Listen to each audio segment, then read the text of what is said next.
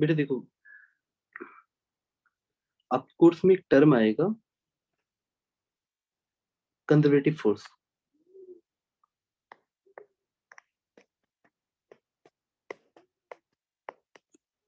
और ये सबसे इंपॉर्टेंट है बेटा। आप इसको आइडेंटिफाई कैसे करोगे? अगर कभी भी किसी जगह मैथमेटिकली आपको ये दिखे कि force is minus D U by D are,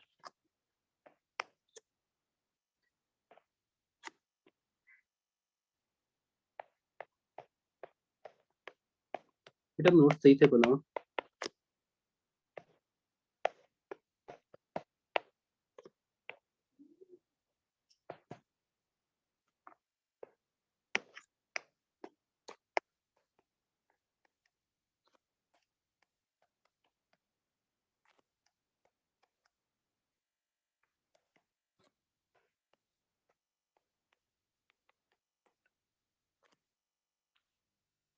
बेटा आपके आने वाले सारे चैप्टर्स में, चाहे वो ग्रेविटेशन हो, चाहे आपका स्प्रिंग सिस्टम हो और मास का, चाहे आपका इलेक्ट्रोस्टैटिक हो, सारे कंजर्वेटिव फोर्सेस होते हैं। तो पहले ये definition by definition, property bye property आप इनको समझोगे, फिर आपको ये न्यूमेरिकल्स में बहुत हेल्प करेंगे बेटा। R is position, U is potential energy of the system, and F is the force applied.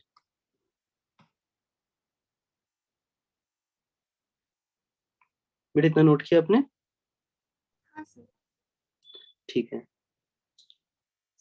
अगर कभी भी कोई फोर्स लग, देखो बेटा पहले इसको ना तुम वेक्टर को वेक्टर की रिस्पेक्ट देना। बेटा ऐसे तो इसकी कोई मीनिंग नहीं है ज्यादा, जो बच्चे को लिखना है F minus D by D are लिख लेगा। पर एक बच्चा जो सोच रहा होगा सोचेगा इस माइनस साइन का क्या मतलब है। फोर डज,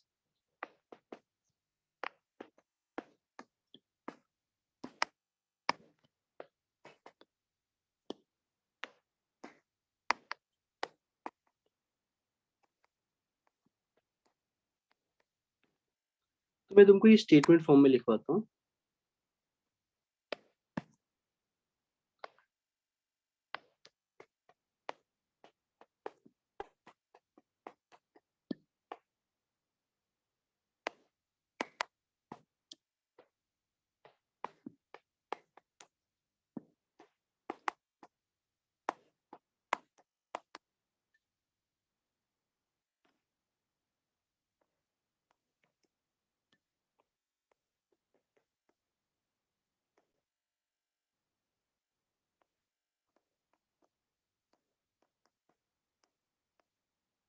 अब देखो बेटा, अगर कोई बच्चा ऐसा स्टेटमेंट पढ़ता है तो सिर्फ कई दिनों तक याद नहीं रहेगा। अगर आप ऐसे पढ़ोगे तो आपको स्टेटमेंट में याद नहीं रहेगा। लेकिन अगर एक बच्चे को एक बच्चों वाले एग्जाम्पल से समझाया जाए कि बेटा देखो, मान लो ये अर्थ है, और अगर आपको कोई कहता है कि आप अगर नीचे गिरते हो, मतलब फोर्स नीचे लगता है, तो दिस इज फोर्स। अगर ये फोर्स कंजर्वेटिव है, बेटा आप पढ़ लोगे कि पोटेंशियल एनर्जी का फॉर्मूला होता है mgh। मतलब अगर फोर्स डायरेक्टली नीचे लगेगा तो फोर्स चाहेगा कि पोटेंशियल एनर्जी घटे, क्योंकि मान लो आप ऊपर रहते हो विथ रेफरेंस, सपोज ये h इक्वल टू 0 है, तो potential energy is given by mgh। तो वो कब घटेगी? जब तुमको फोर्स नीचे लेकर आएगा। तो हर सिस्टम ये चाहता है कि फोर्स उस डायरेक्शन में लगे जहां पे पोटेंशियल एनर्जी सबसे जल्दी जल्दी घटे। मतलब देखो, एच इज वर्टिकल हाइट, तो अगर तुम उतना ही डिस्टेंस यहाँ जाते तो तुम्हारा एच कम होता, मतलब तुम कम नीचे आए होते। देखो, मान लो अगर मैं बोल रहा हूँ कोई एच ऐसे आ रहा है, कोई एच ऐसे आ रहा है, तो ऐसे एच जाओगे तो वर्टिकली तुम कम नीचे गए।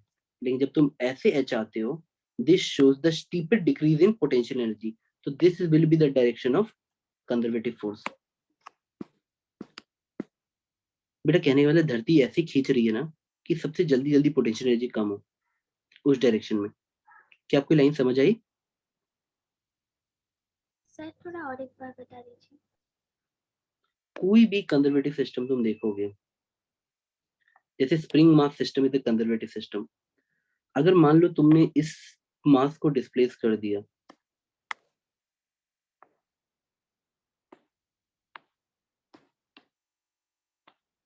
इस मास को डिस्प्लेस कर दिया, अब तुमने इसको एक पोटेंशियल एनर्जी दे दी, अगर एक्स खींचा है इसको, तुमने अगर इसको एक्स खींचा है, तो तुमने इस स्प्रिंग को एक पोटेंशियल एनर्जी दे दी हाफ के एक्स स्क्वायर। अपने आप स्प्रिंग ऐसे फोर्स लगाएगा just to decrease it, F equal to minus K X. क्या तुम्हें मेरी बात थोड़ी थोड़ी समझ आ रही है? The force by the yes sir. System will try to decrease the potential energy and the direction of force will be कि सबसे जल्दी डिक्रीज हो। बेटा पूरी बात बिल्कुल ठंडे दिमाग से सोचना। सबसे इजी एग्जांपल यही है कि एक जब कोई चीज आप ड्रॉप करते हो तो सीधे नीचे जाती है। कोई चीज आपने ड्रॉप की तो मैं सिंपल स्टेटमेंट समझो, कोई चीज नीचे जा रहा है, ये फोर्स का डायरेक्शन है। ग्रेविटी में कोई चीज नीचे जाती है mg से, तो सबसे जल्दी जल्दी पोटेंशियल एनर्जी गिरता है। ऐसे 1 मीटर आने पे आपकी पोटेंशियल ज्यादा गिरेगी रेदर देन ऐसे आने पे। अगर आप पोटेंशियल एनर्जी को ऐसे सोचो, mgh है, mgh, तो आपको तुरंत ही बात स्ट्राइक करेगी कि आप सीधे वर्टिकली डाउनवर्ड आओगे तो सबसे जल्दी जल्दी पोटेंशियल एनर्जी घटेगी। तो कहने का मतलब है, हर चीज का मतलब होता है बेटा। एक बच्चा, आप एनसीईआरटी खोलोगे ना, this is the only statement given, पर ये काम टीचर्स का है कि तुम्हें ये समझाएं कि माइनस का मतलब क्या है। कंजर्वेटिव फोर्स कुछ ऐसे लगेगा कि वो चाहेगा कि पोटेंशियल एनर्जी सबसे जल्दी घटे। तुम किसी भी चीज को एग्जांपल लेके खुद से सोच लो, चाहे स्प्रिंग मास सिस्टम हुआ। बेटा आपके कोर्स में जो 3 कंजर्वेटिव सिस्टम जिस पे आपको ध्यान देना है, वो है ग्रेविटेशन वाला चैप्टर, ठीक है,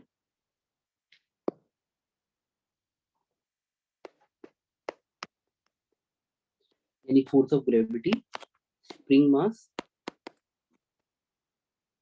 ये बेटा रुको एक सेकंड, इसमें ऑटोमेटिकली चेंज कर दे रहा है राइटिंग में।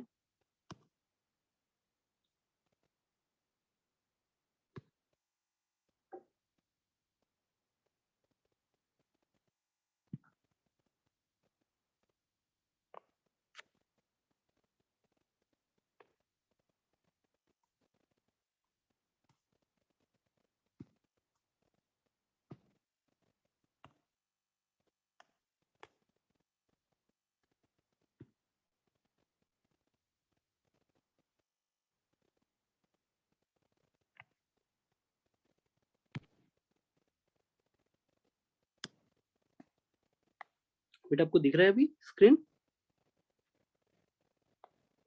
Yes sir. Spring mass system, gravitation, class 12th का पूरा इलेक्ट्रोस्टैटिक्स, मतलब चार्ज वाला, ये सारे फोर्स कंजर्वेटिव होते हैं। तो ये बहुत बड़ा सेक्शन आपके सिलेबस का, तो इसको अच्छे से लिख लेना। इतना मैंने थोड़ा सा वैसे लिख दिया है। स्प्रिंग मास सिस्टम, ग्रेविटेशन यानी force of gravity, spring force, आपका इलेक्ट्रोस्टैटिक फोर्स, सबका नेचर एक ही होता है, F equal to minus D by D R. आप चाहो तो किसी भी दिन खुद से भी देख सकते हो बेटा, एक टीचर तुमको राह दिखा सकता है। आपके सामने ऐसे आया, सपोज आपने क्या किया, माइनस लिखा और स्प्रिंग की पोटेंशियल एनर्जी लिख दी हाफ के एक्स स्क्वायर। आप समझदार हो, अगर मैं इसको डिफरेंशिएट करूं विद रिस्पेक्ट टू एक्स का, तो आप बताओ फोर्स कितना मिलेगा, बताओ। हाफ के एक्स स्क्वायर को एक्स के रिस्पेक्ट में डिफरेंशिएट करोगे तो what you will get, half के बाहर आ जाएगा एक्स स्क्वायर का, 2x हो जाएगा, तो यू विल गेट एक माइनस साइन की वजह से माइनस के एक्स। अगर तुम u की जगह हाफ के एक्स स्क्वायर रखोगे तो अपने आप f की जगह तुम्हें माइनस के एक्स मिलेगा। दैट शोज कि ये रिलेशन वैलिड है स्प्रिंग वाले केस में। और यही चीज तुम इलेक्ट्रोस्टैटिक्स में और ग्रेविटेशन में भी देख सकते हो, या किसी भी सेंट्रल फोर्सेस में जो पॉइंट टू पॉइंट लगते हैं उसमें देख सकते हो। जैसे gravity point mass two point mass लगती है, उसी तरह electrostatic force point charge two point charge लगता है। तो क्या तुम बस अभी के लिए डेफिनेशन के लिए लिख सकते हो कि this is the definition, F equal to minus D by D R, force by conservative system equal to negative of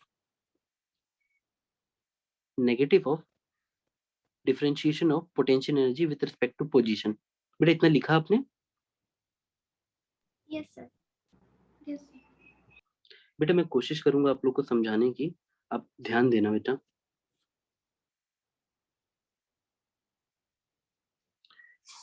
इस लाइन का क्या मतलब, बहुत सारे बुक्स में आपको अलग अलग डेफिनेशंस मिलेंगी। जैसे मान लो, मैं तुमको एग्जांपल समझाता हूँ। बेटा आप लोगों ने अभी बेसिक पोटेंशियल एनर्जी और काइनेटिक एनर्जी की डेफिनेशन पढ़ ली थी क्या फर्स्ट क्लास में? जी सर। अच्छा ठीक है। तो मान लो अगर मैंने तुमसे ये लिखा है, एक बात समझना, कई बुक्स में आप कंजर्वेटिव फील्ड की डेफिनेशन ये पाओगे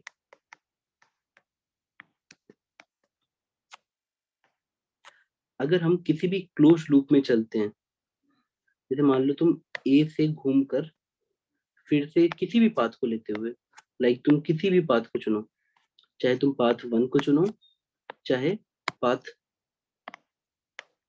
2 को चुनो, पाथ 1 या पाथ 2, दोनों ही केस में नेट वर्क डन 0 होगा। अगर आप घूम के वहीं आ गए तो टोटल वर्क डन 0 होगा बाई कंजर्वेटिव फील्ड। इसको बुक्स में ऐसे लिखा रहता है कि, इसको आप बुक्स में ऐसे लिख सकते हो, अगर किसी भी कंजर्वेटिव फील्ड में आप, बेटा इस सिंबल का मतलब क्लोज्ड, मतलब क्लोज्ड पाथ। अगर मैं ए से शुरू करके वापस घूम के ए पे आ जाऊं, ये जो सर्कल बनता है ना, एफ डॉट डी एल कभी भी मैं करूंगा तो मुझे हमेशा 0 मिलेगा। मैथमेटिकली हम ऐसा लिखते हैं, और आप स्टेटमेंट फॉर्म में ऐसा लिखोगे कि work done in A close loop by the conservative field is 0। Mathematically this is the right way. DL का मतलब समझाता हूँ बेटा, डरना नहीं। जैसे मान लो ये लेंथ है डीएल, इसके अलोंग कंजर्वेटिव फील्ड फोर्स लगाती तो मैं एफ डॉट डीएल लेता। मतलब मैं समझाता हूँ, रुको बेटा, आप इतना बस समझना कि लाइक मैं बोल रहा हूँ कि अगर मान लो एफ यहाँ भी लग रहा है और ये डीएल है, तो एफ डॉट डीएल यानी एफ इंटू डीएल लेना, डॉट प्रोडक्ट लेना, फिर इस पाथ के अलोंग डॉट प्रोडक्ट लेना, भले फोर्स कहीं भी हो, एफ डॉट डीएल लेना, और ऐसे करते करते एक सर्कल बनाओगे तो हमेशा 0 मिलेगा। इतना डरने से अच्छा, इतना मैथमेटिकली सोचने से धीरे धीरे डर लगे, इससे अच्छा तुम ये सोचो कि मैं ये बोल रहा हूँ सिंपली किसी भी क्लोज लूप में आप ऐसे सोचो। बेटा बच्चे एग्जाम्पल के थ्रू सबसे अच्छा समझते हैं। मान लो मैं आपसे बोल रहा हूँ कि आप यहाँ पे हो, आपको मैं 1 मीटर ऊपर ले गया, तो आप जब 1 मीटर ऊपर जाओगे तो धरती नीचे फोर्स लगा रही थी mg, और जब आप एच, मान लो यहाँ एच लिख देता हूँ, तो जब तुम ऊपर गए तो वर्क डन बाई ग्रेविटी हुआ माइनस mgh, क्योंकि धरती ने नीचे खींचा और तुम ऊपर गए। और ये बात तुम याद भी रख सकते हो कि ग्रेविटी का वर्क डन हमेशा ऊपर जाने पे बेटा नेगेटिव और नीचे आने पे पॉजिटिव होता है। Force into displacement, force into displacement. अब तुम इसी लाइन पे ऐसे चलो, स्ट्रेट लाइन पे। अब ग्रेविटी कितना वर्क डन करेगी? 0। क्यों? mg ऐसे लग रहा था और डिस्प्लेसमेंट ऐसे हुआ, परपेंडिकुलर। तो वर्क डन को बेसिक फॉर्म में याद रखना बेटा, एफ डॉट डी। अगर कभी भी डॉट प्रोडक्ट है तो खुद सोचना, अगर 90 एंगल हुआ तो cos 90 0। तो यहाँ से, जैसे मैं बोल रहा हूँ, पोजीशन ए से तुम बी गए तो वर्क डन हुआ माइनस mgh, ए से तुम सी तक गए, सॉरी बी से सी गए तो वर्क डन हुआ 0, वर्क डन हुआ 0। अब तुम सी से फिर डी पे आते हो, सी से तुम डी पे आते हो तो वर्क डन होता है पॉजिटिव mgh, फोर्स लग रहा था mg और h डिस्प्लेसमेंट नीचे। और फिर से जब तुम घूम के इधर आओगे तो यू विल फाइंड कि फिर से वर्क डन 0 होगा बाई ग्रेविटी। बाई ग्रेविटी याद रखना, अगर तुमको टोटल वर्क डन 0 समझना है तो बाई कंजर्वेटिव फोर्सेस लिख लेना, अगर कोई कंफ्यूजन हो। अब सर तुम इन सारे वर्क डन को जोड़ोगी तो एक बार माइनस mgh था, एक बार प्लस mgh है, तो टोटल वर्क डन कितना आ गया? Work done by the mg force in A close loop will be 0 हमेशा। किसी भी क्लोज लूप में आप पे कोई भी conservative force, spring force, gravitational force, electrostatic force, net work done कर ही नहीं सकती है। ठीक है बेटा? हाँ बोलो बेटा, आप कुछ बोल रहे थे। सर वो जो इंटीग्रेशन होके एक सर्कल है, सर वो क्या हाँ है? बेटा, इसको हम लोग लाइन इंटीग्रल बोलते हैं मैथ्स की भाषा में, बट इसका सिंपली मतलब होता है कि किसी भी पाथ पे आप डॉट प्रोडक्ट लेते चलो। पाथ, बेटा जैसे कोई पाथ है, मैंने आपको मान लो मैंने बोला ये सर्कल है और फोर्स कुछ ऐसे जा रही है, ऐसे ऐसे, और मैंने बोला इस पाथ पे लाइन इंटीग्रल निकालो फोर्स का। तो तुमको करना क्या है, यहाँ पे एफ इंटू डीएल करना है। ये अगर फोर्स यहाँ पे ऐसे ही जा रही होती तो इस पाथ में ये डीएल बनता, तो इसका डॉट प्रोडक्ट लेते, ऐसे करके कि सारे एफ इंटू डीएल जोड़ने रहते हैं। तो किसी भी सेंट्रल फोर्स के लिए हमेशा ऐसे हो जाता है कि तुम खुद देखो बेटा, एक फीलिंग लेके देखो, जब तुम यहाँ देखोगे फोर्स इस तरफ है और डीएल इसका इधर आता, तो एक बार एंगल ऑब्ट्यूज बनेगा और एक बार एंगल, फोर्स इधर है और मान लो डीएल मैं इधर जोड़ रहा हूँ, मतलब एक बार एंगल ऑब्ट्यूज बनेगा, एक बार एंगल एक्यूट बनेगा, टोटल एफ डीएल हमेशा 0 ही मिलेगा।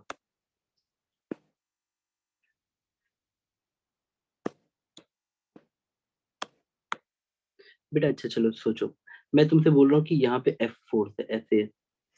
तुम इस किसी भी लूप में चल सकती हो, मतलब एंटी क्लॉकवाइज क्लॉकवाइज तुम्हारी मर्जी है। मान लो तुमने बोला कि सर मुझे एंटी क्लॉकवाइज जाना है, इतना कॉम्प्लिकेट मत करो बेटा इस टॉपिक को। अब इतना समझो कि बार बार चीज आएगी। मान लो इधर फोर्स ऐसे है, तो मैं बोल रहा हूँ इस लाइन के लॉन्ग एफ डी एल निकालो, तो आप सिंपली इसको डीएल लेंथ मानोगे और इन दोनों के बीच में थीटा लेके F D L cos theta, यानी ऐसे कुछ मल्टीप्लाई करके निकाल लोगे। एफ को इस तरफ लोगे, F cos theta into DL. ऐसे ही आप हर जगह लोगे इस लाइन के लॉन्ग छोटी छोटी डीएल मान के, जो भी फोर्स वहां लग रहा हो, कहीं अगर फोर्स ऐसे लग रहा है तो इसका जीरो आ जाएगा। ऐसे करके जब तुम जोड़ोगे पूरे क्लोज लूप में, हमेशा जीरो मिलेगा तुम्हें। मतलब कहने का मतलब होता है बेटा देखो, इस सच्चाई को बच्चों को ना लिखवा के टीचर याद करवाना चाहता है, उससे थोड़ा बचो, लेकिन इस सच्चाई को भी समझो। तुम हमेशा कैसे भी करके देख लो, अगर कोई भी कंजर्वेटिव फील्ड है जो फोर्स लगा रही है, अगर ये कंजर्वेटिव फोर्स है, तो कभी भी क्लोज्ड पाथ, बेटा एफडीएल वर्क डन समझ लो ना, किसी भी क्लोज्ड पाथ में वर्क डन हमेशा जीरो होगा, चाहे तुम ग्रेविटी करके देख लो, चाहे स्प्रिंग मास सिस्टम रख के देख लो। अगर स्प्रिंग तुमको एक चक्कर घुमा के वापस यहाँ लेते आएगी, तो net work done by the spring will be zero. बस घूम के वहीं आ जाओ, याद रखोगे। किसी भी कंजर्वेटिव फील्ड द्वारा नेट वर्क डन कितना होता है? Zero, in a closed path. ये समझ आया बेटा? Yes sir. ठीक है।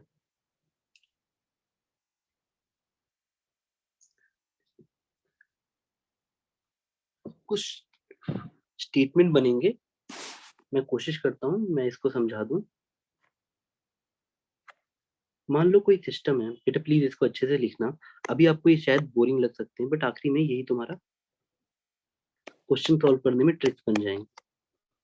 अगर कोई एक्सटर्नल आदमी वर्क करता है, work done by external equal to change in energy of the system. First statement लिखो। जैसे मान लो किसी एक सिस्टम की खुद की एनर्जी अपने आप चेंज नहीं हो सकती है, तो work done by external forces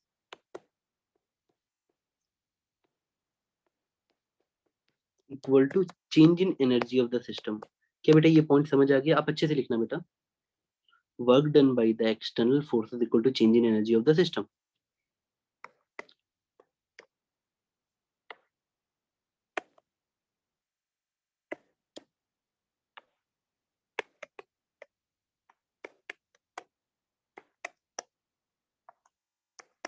change in energy of system, ये लिखा।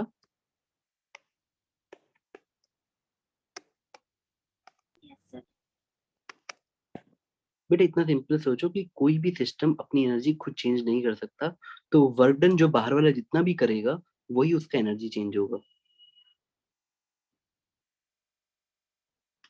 नेक्स्ट स्टेटमेंट, आप इसको वर्क एनर्जी थ्योरम नाम से ऑलरेडी पढ़ चुके हो। Total work done by external forces plus work done by internal forces equal to change in kinetic energy of system. अब इसको अच्छे से लिखना बेटा। चेंज इन काइनेटिक मतलब के फाइनल माइनस के इनिशियल। सेकंड स्टेटमेंट, ये बहुत कॉमन होती है इसलिए मैं इसे कम लिखवा रहा हूँ, अच्छे से नहीं समझा रहा। वर्क एनर्जी थ्योरम हमें बहुत जगह पढ़ते हैं कि total work done equal to change in kinetic energy of the system. और ये बस एक ऑब्जर्वेशन है, अगर आप थोड़ा सा देखोगे तो।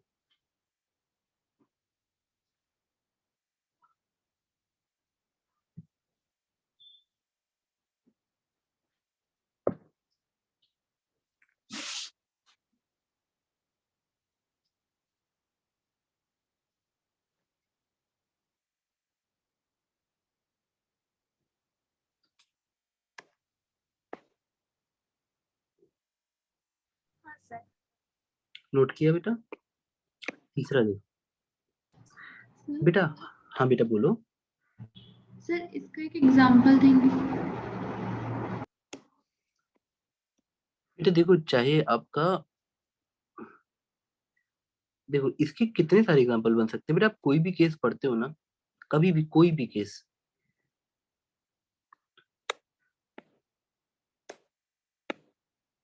जैसे मान लो एग्जांपल के लिए एक ब्लॉक है जो रफ सरफेस पे रखा हुआ है, ये सरफेस रफ है मान लो, ये जो सरफेस है नीचे से रफ है। अगर आपने इसको 30 मीटर पर सेकंड से फेंक दिया, ठीक है, ये बात समझ आई बेटा? Yes sir. तो जब ये आगे जाएगा तो फ्रिक्शन, जितने भी फोर्सेस लग रहे हैं यहाँ पे फ्रिक्शन ही लग रहा है, तो अब जैसे ही इसकी चेंज इन काइनेटिक एनर्जी निकालोगे, सपोज कहीं ना कहीं ये रुक जाएगा, जीरो हो जाएगा, आप इसकी फाइनल काइनेटिक एनर्जी जीरो है माइनस इनिशियल, यानी zero minus final, final minus initial निकालोगे। अब जब उस बेटा, आई होप सबको काइनेटिक एनर्जी का formula half M V square पता हो, ये ट्रांसलेटरी होती है, मतलब पॉइंट मास से जब स्टडी करोगे बाद में चेंज हो जाएगा काइनेटिक एनर्जी का टोटल फॉर्मूला। तो अभी के लिए ऐसा सोचो, अगर ब्लॉक्स या पॉइंट मासेस दिए हैं तो काइनेटिक एनर्जी का जो चेंज है जब तुम निकालोगे तो देखो कि वर्क डन के बराबर आता है। यहाँ पे देखो mg एक लगा, एक फ्रिक्शन लगा, तो सिर्फ फ्रिक्शन वर्क कर पाएगा क्योंकि mg और नॉर्मल एक्शन डिस्प्लेसमेंट के परपेंडिकुलर हो जाते हैं। तो जैसे ही तुम वर्क डन बाई फ्रिक्शन निकालोगे वो हमेशा इसके बराबर आएगा, नेगेटिव आएगा ना, देख लो फ्रिक्शन पीछे लग रहा है, डिस्प्लेसमेंट आगे हो रहा है। बात समझ पाए बेटा? ये वन ऑफ द छोटा एग्जाम्पल है, ठीक है। Yes sir. अब इसमें क्या आपने देखा, work done by the external force was equal to change in kinetic energy. ऐसे ही मान लो, मैं आपको एक छोटा सा एग्जांपल देता हूँ,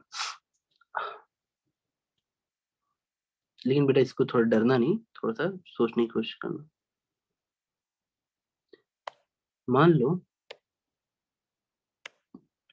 एक स्प्रिंग के ऊपर एक मास रखा है और तुमने इसको झटके से एक इसके ऊपर एक और ब्लॉक गिरा दिया, एक एम ब्लॉक इसके ऊपर जस्ट गिरा दिया, ठीक है, मेरी बात समझे बेटा? तो होता क्या है, जब ये एम ब्लॉक इसके ऊपर गिरेगा जाके तो इसको एक इम्पैक्ट या इम्पल्स देगा।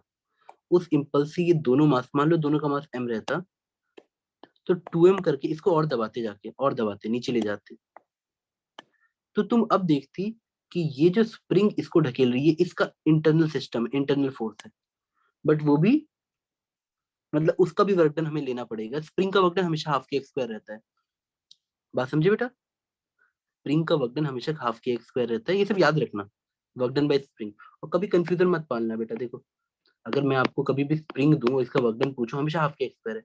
मान लो स्प्रिंग ढकेल रही है, आप ऐसे आ रहे हो, आप ऐसे जा रहे हो, तो स्प्रिंग का वर्क डन पॉजिटिव हो गया, तब पॉजिटिव वर्क डन करने पे वो एनर्जी लूज करेगी ब्लॉक पे।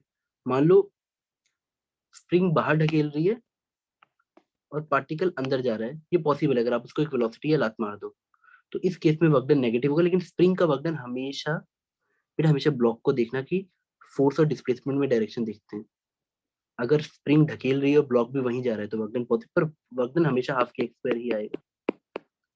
तो इस केस में आप देखोगे कि मान लो तुम्हारे इस मास के इम्पैक्ट से बॉडी बहुत नीचे चली गई, नीचे चली गई, लेकिन हमेशा भी जब तुम total change in kinetic energy निकालोगे तो स्प्रिंग फोर्स, ग्रेविटेशनल फोर्स, सबको जोड़ते हुए जब निकालोगे तो तुम्हारा नेट वर्क डन हमेशा चेंज इन काइनेटिक एनर्जी के बराबर ही आएगा, चाहे कोई भी केस ले लो तुम बेटा। ये यूनिवर्सल डेफिनेशन है, ठीक है बेटा? Yes sir. This is true for everything. अब मान लो बेटा हमने कितनी लिख ली है स्टेटमेंट, अभी दो ही स्टेटमेंट हुए, दो ही हुए अभी। चलो और लिखते हैं, इसमें बहुत सारे अच्छे अच्छे स्टेटमेंट हैं जो अगर आप समझ गए तो न्यूमेरिकल्स में आपको आसानी रहेगी, क्योंकि हम मैं बार बार कोट करूंगा कि देखो बेटा ये स्टेटमेंट लगा दो। देखो मैंने आप लोग को बताया था कि जो पॉइंट मास होता है, ऐसी total energy is sum of all energy, जितनी भी पॉसिबल है, kinetic, potential, light energy, heat energy, chemical energy, सारी एनर्जी का सम। लेकिन बेचारा एक पॉइंट मास है,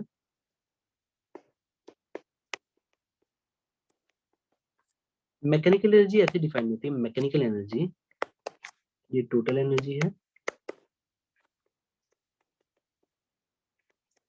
मैकेनिकल एनर्जी ऐसे डिफाइन होती है, mechanical energy is defined as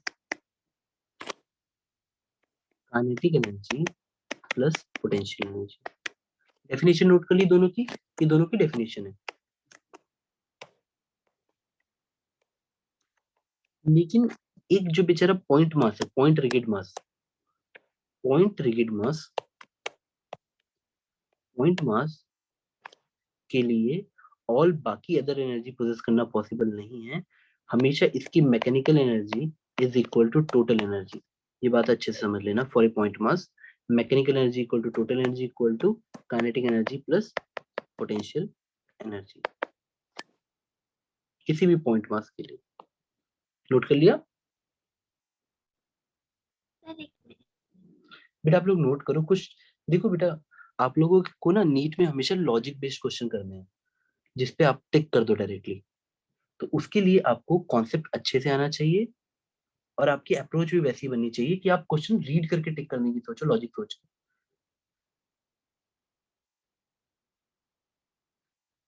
हाँ सर हो गया। ठीक है बेटा? देखो, अब अगर मैं आपसे बोलता हूँ इसको अपनी भाषा में तोड़ लो, तो आपके पास 3 कंजर्वेटिव सिस्टम। बेटा पहली बात समझ लेना, मैं लिखवा रहा हूँ पर थोड़ा ध्यान देना। एक मास के पास मान लो ये मास है और ये स्प्रिंग का के है, तो इसके लिए मैकेनिकल एनर्जी होगी, स्प्रिंग जो पोटेंशियल एनर्जी स्टोर करता है half K X square, plus mass के पास जो काइनेटिक एनर्जी होती है हाफ एम वी स्क्वायर। तो ये मैकेनिकल एनर्जी आएगी। क्या ये बात समझ आ गई? स्प्रिंग मास सिस्टम क्लियर है बेटा? स्प्रिंग मास सिस्टम के लिए मैकेनिकल एनर्जी मैं ऐसे लिखूंगा, half K X square plus half M V square. Kinetic energy will be produced by the particle m, the block m, the potential energy will be produced by spring. Gravitation जब आता है हम दो masses को लेते हैं m1 and m2। इस case में काइनेटिक एनर्जी आएगी दोनों पार्टिकल की वेलोसिटी, यानी half m v1 square plus half m m2 v2 square. Suppose इसकी वेलोसिटी v1 है, इसकी वेलोसिटी v2 है। This is called kinetic energy.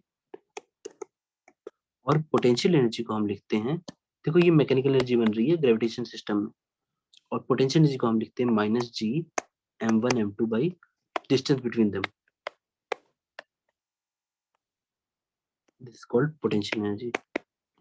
लिखा बेटा आपने?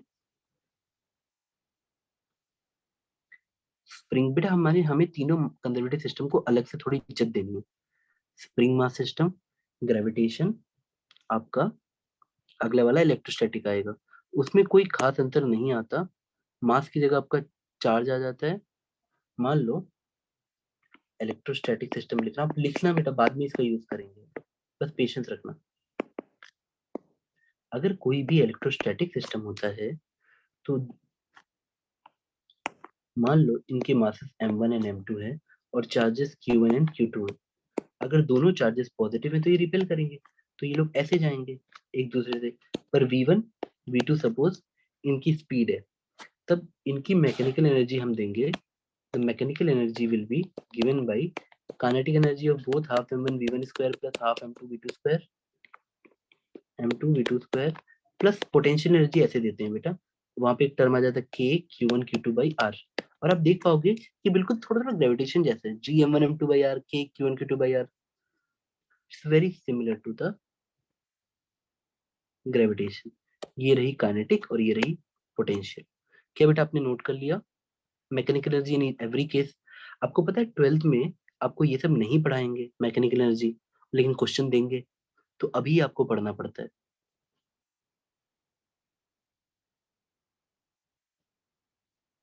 बेटा पता है जब एग्जाम में क्वेश्चन आते हैं ना, तो वो तुमको वर्क एनर्जी पावर का क्वेश्चन देंगे, पूरा वर्क एनर्जी पावर का क्वेश्चन है। पर अगर वो इलेक्ट्रोस्टैटिक्स की हेडिंग में है तो वो लिखा जाता है कि वो 12th का क्वेश्चन, जबकि होता है वो 11th का ही है। आपको बस कॉन्सेप्ट सारे 11th के लगाने हैं, तो कैसे वो 12th का हो जाएगा? हाँ सर नोट किया? नोट हो गया। नोट हो गया? अब देखो, अब एक स्टेटमेंट आप लिखना। अगर आप सही में पिछले पेज को अच्छे से नोट किए हो, अगर आपने इस पेज को अच्छे से नोट किया है तीनों पॉइंट के, तो अब ये लिखना कि फॉर ए कंजर्वेटिव सिस्टम, ये बहुत इंपॉर्टेंट है बेटा, for a conservative system, for a conservative system if work is done by only conservative field, if work is done by only conservative field, then mechanical energy of the system remains constant. Heading डालना conservation of mechanical energy.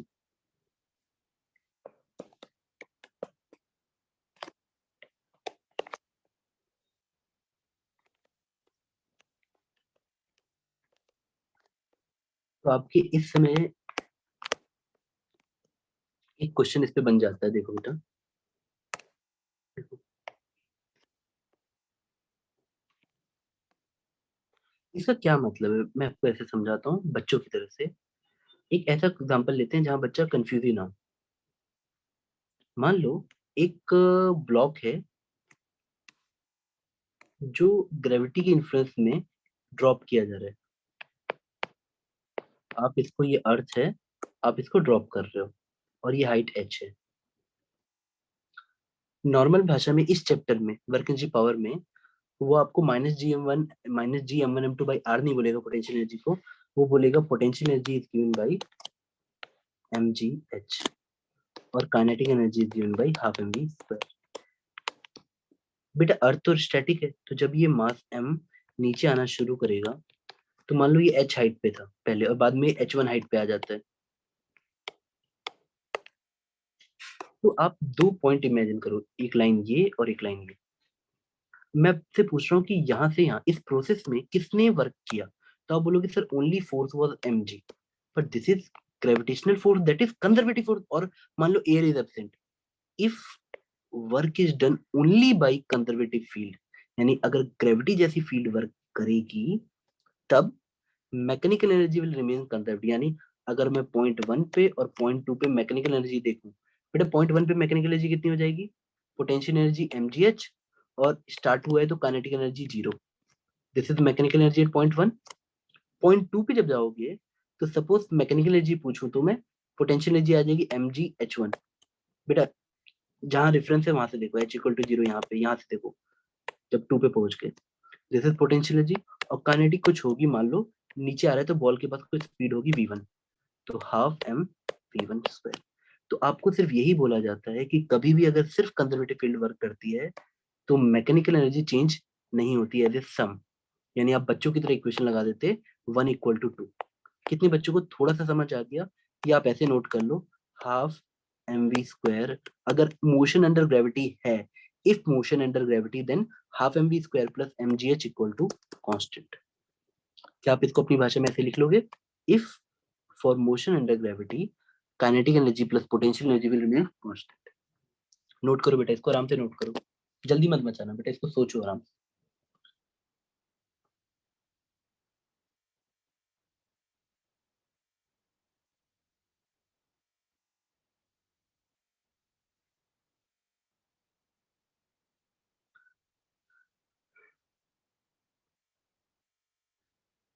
Note हुआ बेटा?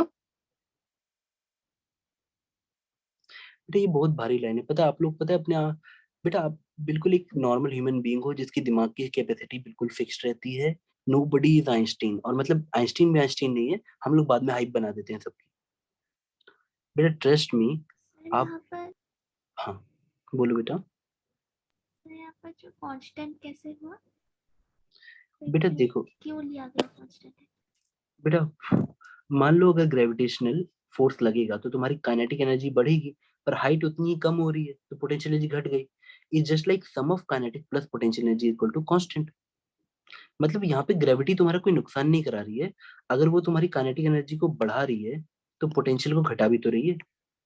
वो तुमसे तुम्हारी energy नहीं छीन रही है। इसका मतलब ये होता है कि spring force, gravitational force, electrostatic force तुमसे कोई एनर्जी छीनते नहीं है, तुम्हारी बस एनर्जी को कन्वर्ट कर देते हैं पोटेंशियल टू काइनेटिक। उनका यही मन होता है कि वो चेंज कर दें पोटेंशियल टू काइनेटिक। जी सर। ठीक है बेटा, आपने नोट कर लिया इतना? Yes sir. ठीक है। तो बेटा इसके ना मतलब अनगिनत केसेस बना सकते हो। जैसे मैं आपको क्वेश्चन फॉर्म, इस मैं पहले आपको और स्टेटमेंट लिखवा दूं या आपको पहले इस पे केसेस कराऊं, बताओ आप लोग। स्टेटमेंट दिखा दीजिए। ठीक है बेटा, लेकिन याद रखना exam friendly, this is most exam friendly statement. इसी पे आपके लगभग सारे क्वेश्चन आते हैं। मोस्ट एग्जाम फ्रेंडली, आपकी एनसीईआरटी से लेके हर जगह सबसे ज्यादा एग्जाम फ्रेंडली यही स्टेटमेंट है, क्योंकि ये सारे चैप्टर्स में कनेक्ट होगा। एक्चुअली कंजर्वेटिव पूरा जो सिस्टम ही है ना, वो काम का है बेटा।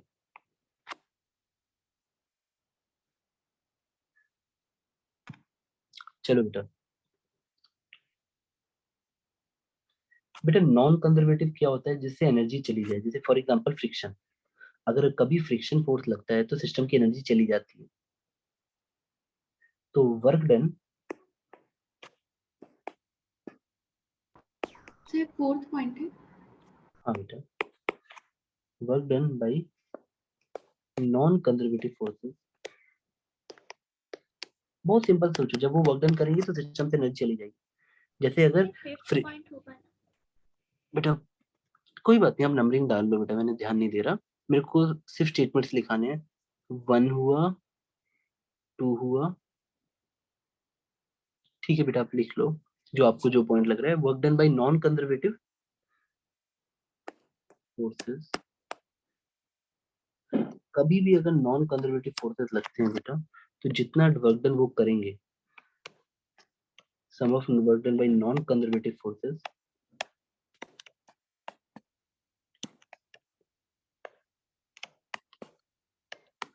Equal to decrease in energy of the system.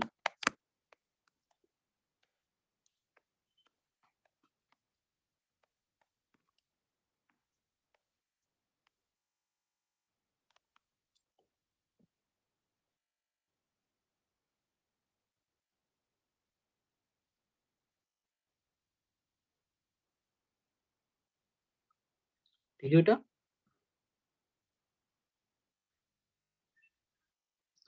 बेटा देखो, ऐसा होता है ना कि आप पढ़ते वही चीज हो, पर बुक्स बदलने से घाटा भी हो जाता है। जैसे आपने यहाँ पढ़ा, आपको पूरा समझ आया।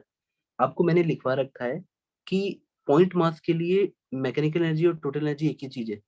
तो ये स्टेटमेंट किसी और किताब में आपको ऐसे मिलेगा। फॉर एग्जांपल देखो, एग्जांपल के लिए वो पॉइंट मास को ऐसे डिफाइन कर देंगे कि work done by, total work done by non conservative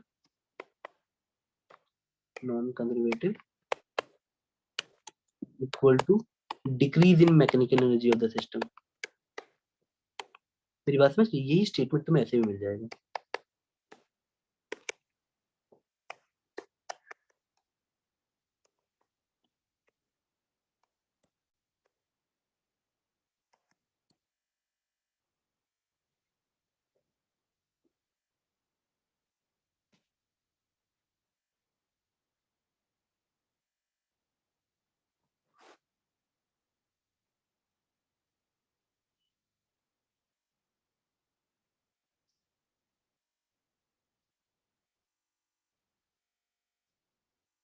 ठीक है बेटा, इतना समझ आया? Yes sir. अब बेटा देखो, कई बार चीजें इसकी कॉम्बिनेशन मिलेगी। जैसे मैंने तुमको बताया कि work done by external force equal to change in energy of the system, तो वो लिखेगा। देखो मैं लिखवा के समझा देता हूँ। यहाँ पे लिख लिया बेटा अपनी स्टेटमेंट। नेक्स्ट पे आते हैं बेटा।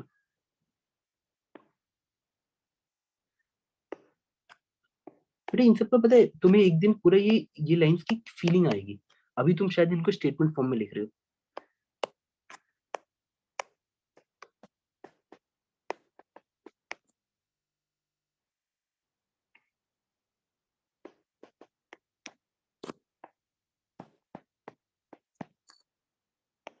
अगर कभी भी कोई कंजर्वेटिव इंटरनल फोर्सेस लगते हैं,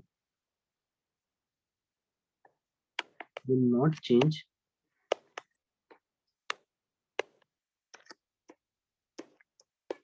एनर्जी ऑफ सिस्टम। सिंपल थी। ये उसकी एक जो स्टेटमेंट लिखा था आपने, work done by the external forces equal to change in energy of the system. Conservative कभी भी एनर्जी चेंज नहीं कर सकते। फॉर एग्जांपल मैं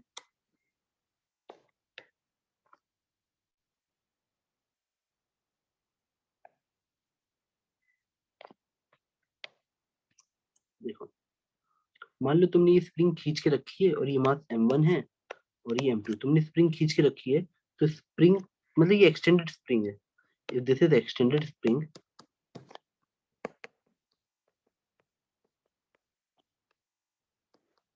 दिस इज एक्सटेंडेड स्प्रिंग। अब जब तुम इस दोनों मासेस को खींच रहे हो बेटा, मतलब खींचा हुआ मास है, तो अब ये स्प्रिंग वापस बुलाएगी इन दोनों को। तुमको लग रहा है कि इस मास पे वर्क डन हो रहा है, इस मास पे वर्क डन हो रहा है, फोर्स लग रहा है by the spring kx, by the spring kx। तो तुमको लग रहा है सर ये इंटरनल फोर्सेस हैं सिस्टम के, वो वर्क डन कर रहे हैं। अगर तुम मास प्लस स्प्रिंग को एक सिस्टम मानो तो ये इंटरनल फोर्सेस हो गए। ठीक है बेटा। अब तुमको लगेगा इससे energy of the system change होनी चाहिए, नहीं बेटा। जितनी कस के तुम ये इधर आएंगे, एक पॉइंट ऐसा आएगा कि स्प्रिंग नेचुरल लेंथ पे आ जाएगी। बेटा अभी स्प्रिंग में एनर्जी है, देखो एक ही स्प्रिंग है, तो जितना स्प्रिंग एक्सटेंडेड रहती है उतनी एनर्जी रहती है, हाफ के एक्स स्क्वायर। एक ऐसा टाइम है ये नेचुरल लेंथ पे आ जाएगी, दब के ये छोटी हो जाएगी, नेचुरल लेंथ पे आ गई। तो उस समय अगर तुम इन दोनों मासेस की एनर्जी देखोगे, m1 और m2, तो तुमको इन दोनों की काइनेटिक एनर्जी, बेटा पोटेंशियल जीरो हो गई, नेचुरल लेंथ पे आते ही half K X square zero हो गया। वो ये सारी की सारी एनर्जी जो पहले हाफ के एक्स स्क्वायर थी, वो कन्वर्ट हो जाएगी इन दोनों की काइनेटिक एनर्जी में। Half K X square will convert into kinetic energy, half mv1 square plus half, एक सेकंड बेटा, हाफ m2 v2 स्क्वायर। इस पॉइंट पे इनके पास इतनी वेलोसिटी आ गई होगी, अगर तुम उससे काइनेटिक एनर्जी निकालो, देखो कंजर्वेटिव ये जो स्प्रिंग फोर्सेस थे, देवर कंजर्वेटिव इंटरनल फोर्सेस। अब इससे कोई एनर्जी का चेंज नहीं हुआ, जो पोटेंशियल एनर्जी थी वो सिर्फ काइनेटिक में बदल गई, टोटल एनर्जी उतनी ही रही। क्या ये बात आपको समझ आ गई बेटा?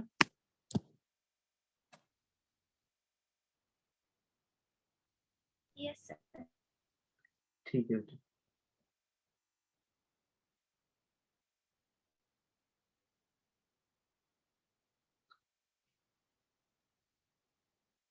चलो हम नेक्स्ट पे चलते हैं बेटा।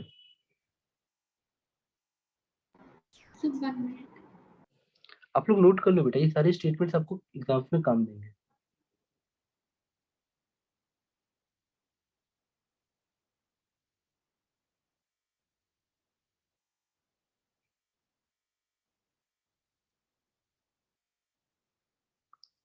तो बेटा टफ क्वेश्चन करने की जगह पहले आप इसके बेसिक बेसिक क्वेश्चंस करना। और ट्रस्ट में बेटा कई बार बच्चे बेसिक क्वेश्चन नहीं करते हैं तो उनको अननेसेसरी चीजें टफ लगती हैं। आपको बेसिक कॉन्सेप्ट के चक्कर में पढ़ना चाहिए।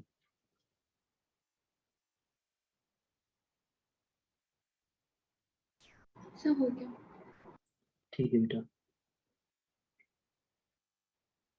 बेटा मैं आपको ना कुछ चीजें लिखवा रहा हूँ, प्लीज आप इसे लिख लेना और मुझे बताना कि कहाँ पे आपको कौन सी चीज नहीं समझ आएगी। देखो कई बार ऐसा होता है कि टीचर आपको ऐसे लिखवा दिया कि बेटा फोर्स होता है minus D by D x या डी बाई डी आर।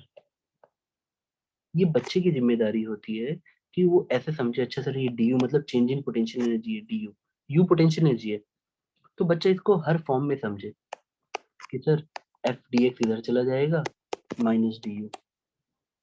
अगर दोनों तरफ इंटीग्रेट करेंगे तो मैं ऐसे लिख सकता हूँ, देखो बेटा डी यू का इंटीग्रेशन यू दे देगा, और लिमिट अगर मैं यहाँ यू इनिशियल से यू फाइनल लिखूं, तो आपको ये समझना है कि चेंज इन पोटेंशियल एनर्जी, जिसको हम डेल्टा यू कहते हैं, वो टेक्निकली सिर्फ एफ डी एक्स के इंटीग्रेशन का माइनस साइन होगी। इस माइनस को इधर ही भेज दो ना बेटा, कोई कंफ्यूजन नहीं रहेगी तुम्हें। मतलब अगर मैं आपको फोर्स और डिस्प्लेसमेंट दे दूं तो चेंज इन पोटेंशियल एनर्जी आप इंटीग्रेशन करके निकाल लोगे।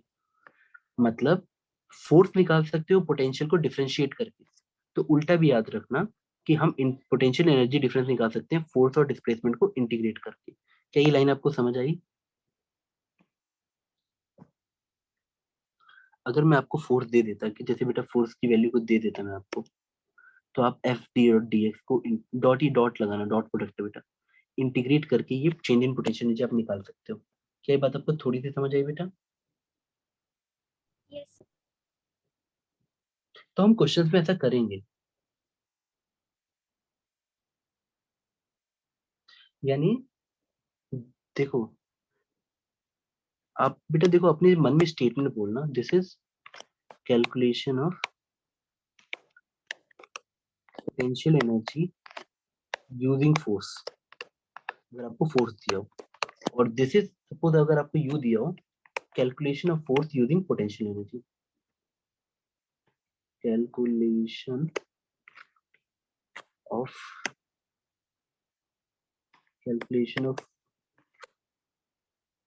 Force using potential energy. ऐसे बहुत सारे केस आएंगे बेटा, क्या आप थोड़ा सा समझे? बेटा मैं कुछ डायग्राम्स भी पढ़ाऊँ आप लोग को, इन सब की जो एग्जाम में डायरेक्ट आते हैं क्वेश्चन, एनसीईआरटी में भी दिए हुए हैं। आगे बढ़े। जी सर। और याद रखना बेटा, आपको उस समय वो टफ लग रहे होंगे क्वेश्चन, पर बाद में आपको ऐसे लगेगा सिर्फ अच्छा सर ने बोला इंटीग्रेशन ही तो करना है, तो इंटीग्रेशन आज नहीं तो कल आपके लिए इजी बनेगा ही बनेगा। अभी आप स्टार्टिंग में हो, आप कॉन्सेप्ट पे भी ध्यान देना। कई बार बच्चा इतना नर्वस हो जाता है कि सर मेरे से क्वेश्चन नहीं हो रहे, क्वेश्चन नहीं हो रहे। बेटा आप ईमानदार हो तो क्वेश्चन आपसे हमेशा कम ही होंगे। जिन बच्चों को पूरा आता है वो हमेशा झूठ बोलते हैं।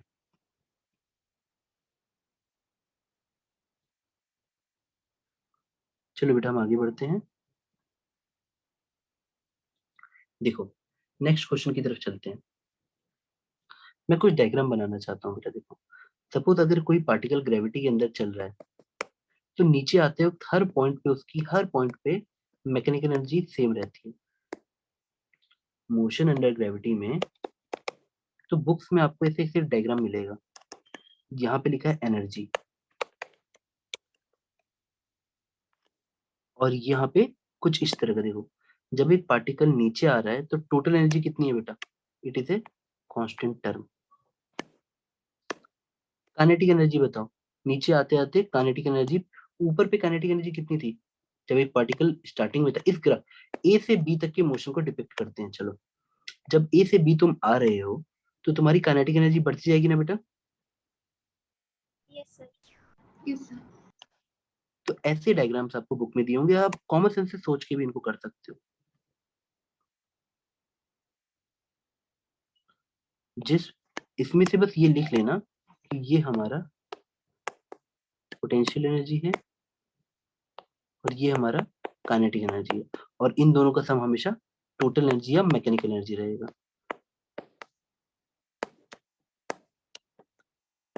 बेटा देखो रट्टा मत मारना कि सर ने कराया था कि ऐसा डायग्राम होगा।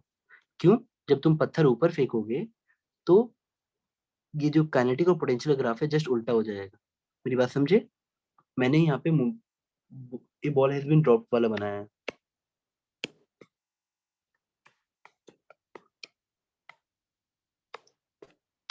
आप ऐसे बेसिक सोचना कि सर प्रोजेक्टाइल मोशन में कैसे होगा।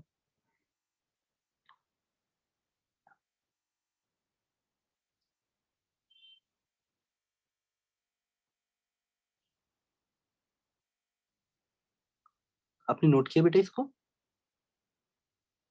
अगर इसी यस फिगर सर। में मैंने बॉल को ऊपर फेंका होता तो बेटा स्टार्टिंग में उसके पास काइनेटिक होती और एक पॉइंट जब वो हाईएस्ट पॉइंट पे पहुंचता तो उसके पास, जैसे मैं बना के बताता हूँ बेटा, प्लीज आप लोग ये सब नोट करते रहना। सपोज एक बच्चा है, उसने बॉल अपवर्ड फेंकी और वो चाहता है कि सर मैंने एक ऐसा मोशन किया जिसमें बॉल ऊपर गई। अभी बॉल ऊपर गई और वापस ऐसे आई उसी पाथ में। तो बेटा आप ये देखो कि स्टार्टिंग में आपने क्या दिया? सिर्फ काइनेटिक एनर्जी के। जब वो लौट के आएगा तो काइनेटिक एनर्जी फिर से उतनी हो जाती है और यहाँ पे काइनेटिक एनर्जी जीरो हो जाती है। तो एक बच्चा जब डायग्राम बनाने आता है तो उसको ऐसा मिलेगा काइनेटिक एनर्जी का। पहले हाईएस्ट थी जब फेंका, फिर बीच में कहीं जीरो हुई हाईएस्ट पॉइंट पे, फिर यहाँ पहुंच गई। अगर वो टोटल एनर्जी बनाता है तो कांस्टेंट आती है, लेकिन वो पोटेंशियल एनर्जी का बनाएगा तो इस पॉइंट पे पोटेंशियल एनर्जी क्या है? एच अगर यही है तो एच इक्वल टू जीरो, यानी एमजी जीरो है। हाईएस्ट कहाँ है? यहाँ पे, जब टॉप पोजिशन पे पहुंचोगे तो एग्जैक्टली इसका उल्टा आ जाएगा। कितने बच्चों को बात समझ आई? अगर stone which is thrown vertically upward, तुम ऐसे किसी भी चीज के लिए बना सकते हो बेटा, प्रोजेक्टाइल मोशन के लिए। सर वो रेड वाला काइनेटिक एनर्जी है। बेटा आप किसी स्टोन को फेंकोगे तो सबसे पहले उसके पास काइनेटिक ही होती है, तो टी इक्वल टू यहाँ पे स्टार्टिंग में इसके पास ये रेड वाली काइनेटिक है, ये ब्लू वाली पोटेंशियल एनर्जी है, और ये टोटल इन दोनों का सम जो हमेशा कांस्टेंट रहेगा। तो तुम्हारे साथ वो ट्रिक क्या खेलते हैं, वो तुमको एक पॉइंट पे बोल देंगे कि इसके पास इतनी इसके पास इतनी दे रखी है काइनेटिक एनर्जी, और उसी इंस्टेंट पे तुम्हें वो पोटेंशियल भी बता देंगे। बच्चे को करना क्या होता है, सिर्फ दिस लाइन, मतलब बच्चे को सिर्फ दिस प्लस दिस करना होता है, टोटल मिल जाता है। क्या आप मेरी बात समझे? क्योंकि काइनेटिक प्लस पोटेंशियल कंजर्व रहता है। तो तुमको दे देंगे कि एक बॉल जब यहाँ पे थी तो इसके पास काइनेटिक एनर्जी 5 जूल थी एग्जाम्पल के लिए, और इसके पास पोटेंशियल एनर्जी 15 जूल थी, एग्जाम्पल के लिए बोल रहा हूँ बेटा। आपसे अगर वो टोटल एनर्जी पूछेगा या मैक्सिमम हाइट पूछेगा तो आप बच्चों की तरह कर सकते हो। अच्छा था, kinetic plus potential is constant, यानी 15 + 5 20 जूल आ गया, और एमजीएच करके हाईएस्ट पे निकाल, क्योंकि यहाँ पे तो काइनेटिक होता नहीं, तो एमजीएच करते तो मैक्सिमम हाइट आ जाती। मतलब it will become a tool for assessing the whole motion. और बेटा ये अच्छे समझने, सब टच कर रहा है यहाँ पे, ये एग्जैक्टली इसके नीचे होगा, मतलब भावनाओं को पूरा समझना। ठीक है, और ये सब ग्राफ वो लोग पूछते। बेटा देखो, नीट का पूरा एसेंस क्या है, आपको जेई वालों से कम नहीं आना चाहिए, पर आपको जल्दी करने के लिए ज्यादा कॉन्सेप्ट और ज्यादा ट्रिक्स डेवलप करने पड़ेंगे। आपके सारे क्वेश्चन देखे हुए होने चाहिए। मेरी बात समझे ना बेटा? आपसे वो कैलकुलेशन लंबी नहीं करा सकते, बट कॉन्सेप्चुअली आपको उनसे ज्यादा ही रहना चाहिए ताकि आप टिक कर सको। बेटा क्या आपको इसमें कोई दिक्कत है? इसे ये समझ आया थोड़ा सा?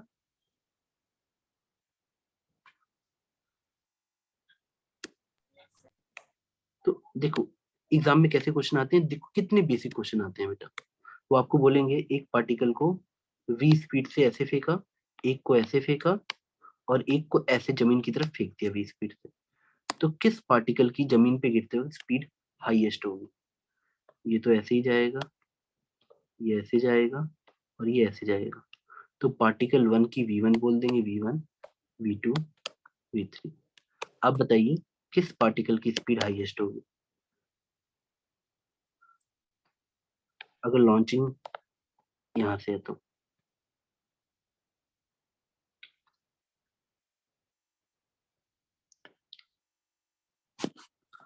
बेटा देखो होता क्या है, आप बोलोगे सर जब किसी चीज को फेंक देते हैं तो सिर्फ ग्रेविटी एक्ट करती है, यानी mechanical energy is constant. Starting में मतलब इसको पॉइंट 1 समझ लो, और किसी को भी इसको इसको इसको पॉइंट 2 समझो। पॉइंट 1 पे पोटेंशियल एनर्जी कितनी है, mgh, काइनेटिक एनर्जी की है तीनों की हाफ mv स्क्वायर है। तो जब ये जमीन पे आएंगे तो तीनों की हाइट 0 हो जाएगी, यानी पोटेंशियल एनर्जी 0 हो गई, और काइनेटिक अगर मास सेम है तो half M V one square. जब इनिशियल पूरा सेम है तो फाइनल को भी सेम होना पड़ेगा, यानी हमारा आंसर जाएगा v1 = v2 = v3। बट बेटा ट्राई करो, आप में से जो बच्चे अटेम्प्ट करते हैं वही बच्चे आगे जाएंगे, देखना। अब मन में सोचो, लिखो कॉपी पे, कुछ भी करो, बट सोचो उस केस पे। मेरी बात समझे? अगर हवा नहीं रहे तो तीनों को सेम स्पीड से नीचे आना पड़ेगा या सेम काइनेटिक एनर्जी से। नोट कर लिया बेटा?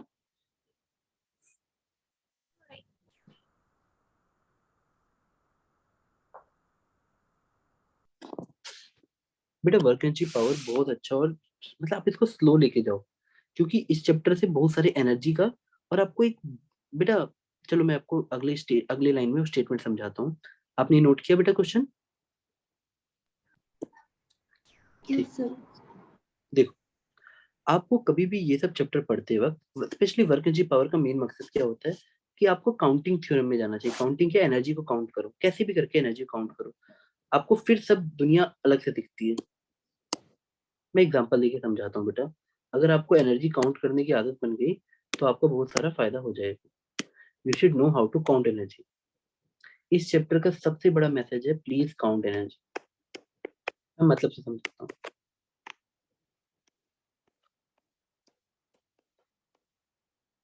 आपको लगेगा क्वेश्चन बहुत टफ है, कुछ बोलना चाहता है, आखिरी में सिर्फ ये देखना चाहता है कि आप एनर्जी काउंट कर रहे हो। फॉर एग्जाम्पल चलो देखते हैं एक ऐसा क्वेश्चन जो आपको लग रहा है कि बहुत अजीब सा है। एक चेन है जो टेबल पे पड़ी हुई है, फिर चेन मैंने गंदी बना दी है, बट भावनाओं को समझो। और यहाँ कोई फ्रिक्शन विक्शन नहीं है।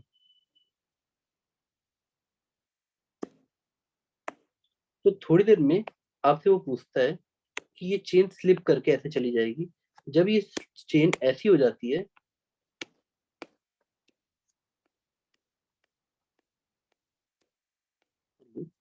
तो अगर इसका टोटल मास m है और 3l/4 लेंथ l है, 3L/4 इधर है, L/4 इधर है। तो आपसे पूछेगा जब ये फुल्ली नीचे गिर के गिरने लग जाएगी तो इसकी वेलोसिटी निकालो। What will be velocity? अब बच्चों के लिए यार बड़ा टफ क्वेश्चन है, it's a very tough question. और दूसरा बच्चा बोलेगा यार एनर्जी से देखेंगे तो एक लाइन में आ जाएगा, बीच का प्रोसेस भी इमेजिन नहीं करना पड़ेगा, फ्रिक्शन विक्शन कुछ है नहीं, वर्क डन किसने किया होगा, ग्रेविटी ने किया होगा, वो तो कंजर्वेटिव एनर्जी का लॉस करती ही नहीं। आप लोग 10 सेकंड सोचो फिर मैं बताता हूँ बेटा, ठीक है। एक चेन अपने ही मास से सरक गई नीचे, आपको बताना है उसकी वेलोसिटी कितनी होगी, अगर आपको डायग्राम बना के दे रखा है उसके हिसाब से।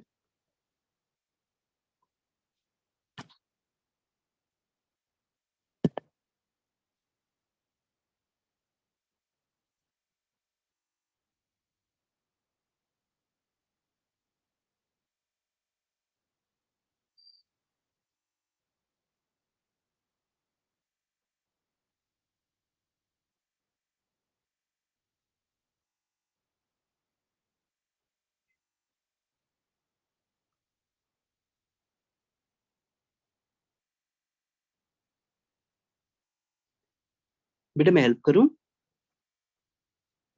देखो। सब बन गए।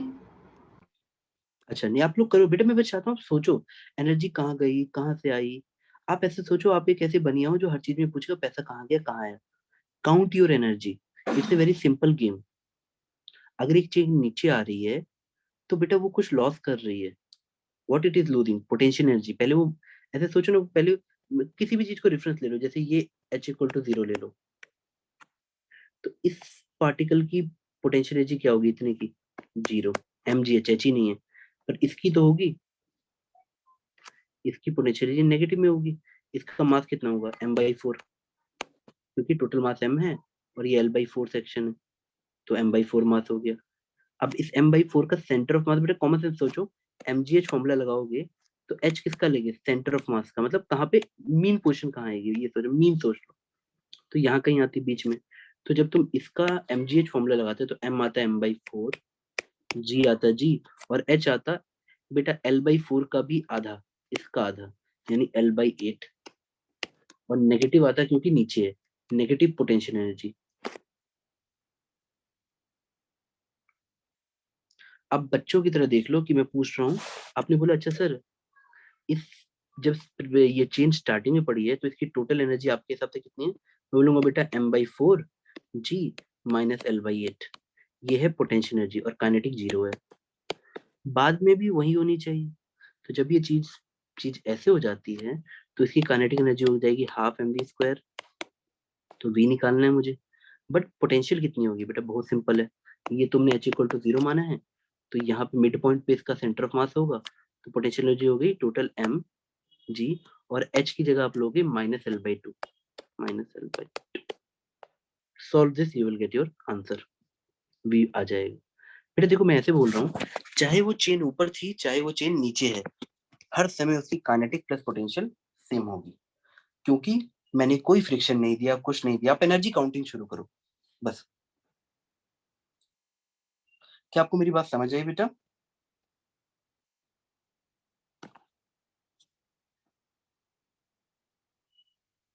Start counting energy in every case. इस चैप्टर से आपको ऐसे बनिया हो जाना चाहिए जो हर चीज से पहले पूछता है मेरी एनर्जी कहाँ गई, 2 रुपए इधर गया 2 रुपए उधर गया, बाकी कहाँ बचा मेरे पास। ठीक है, और प्लीज बेटा एनर्जी को काउंट करना शुरू करो, वरना थर्मोडायनेमिक्स भी तुम्हें परेशान करेगा। सोचो ना एनर्जी कहाँ गई, कैसे आई। तो इस क्वेश्चन से तुम एक चीज और सीखोगे कि पोटेंशियल एनर्जी का फॉर्मूला mgh देते हैं, बट h होता है सेंटर ऑफ मास। कोई बात नहीं बेटा, बाद में दोबारा पढ़ेंगे सेंटर ऑफ मास क्या होता है। ताकि देखो ना, मुझे अगर इतने सेक्शन का पोटेंशियल एनर्जी निकालना था तो मास मैंने लिया, बट इसकी 0 थी, पोटेंशियल एनर्जी इसकी भी मैं निकाल रहा था m, पर हाइट 0 पे है, तो h 0 हो जाएगा, तो क्यों लिखूं मैं, नीचे वाले को मैंने लिख दिया कि चलो मास m/4 है, g रहता है, और हाइट इसकी नीचे है -L/8, सेंटर ऑफ मास इसका -L/8 नीचे है, इसका सेंटर ऑफ मास था L/2 नीचे, यानी -L/2, अगर मैंने इसको H=0 माना है तो। बेटा क्या आप लोग को समझ आ गया? बेटा आप लोग ये तो नहीं चाहते ना कि मैं ये काट पीट के आपको दिखाऊं कैसे कटेगा, नहीं ना? आगे बढ़े। Yes, sir. ठीक है बेटा, मैं आप लोगों से ये भी चाहता हूँ कि आप ऐसे ऐसे क्वेश्चन सोचने लायक बनो।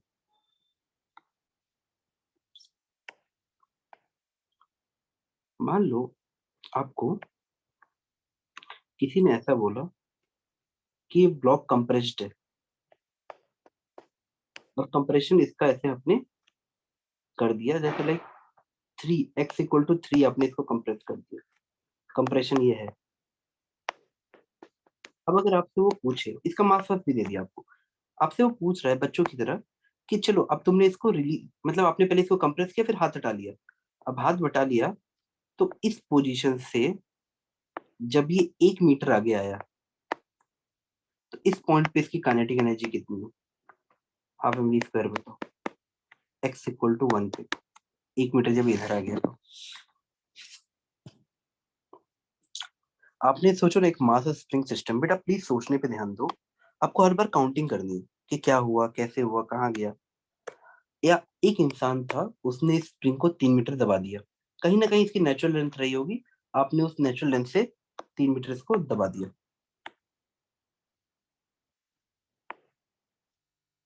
ऐसे आपने इसको 3 मीटर पुश कर दिया बेटा। ये बात समझे बेटा?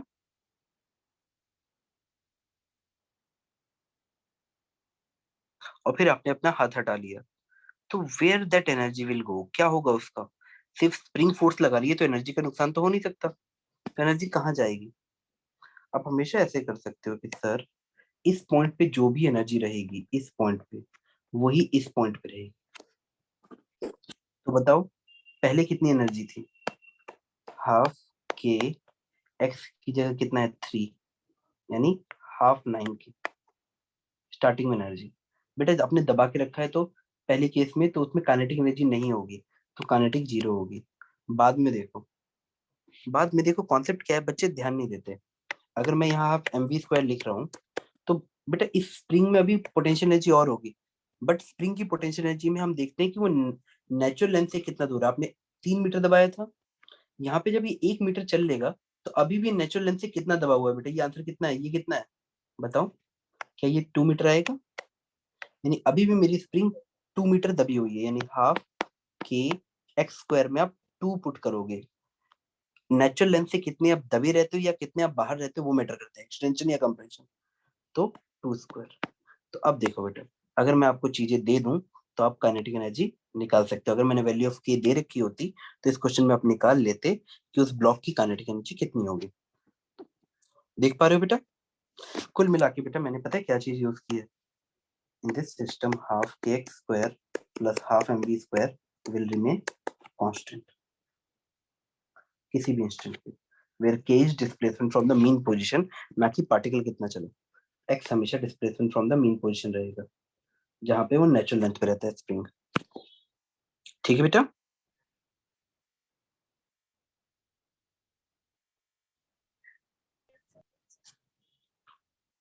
क्या हम आगे बढ़े बेटा? थोड़ा नोट करो। हाँ बेटा आप नोट कर लो।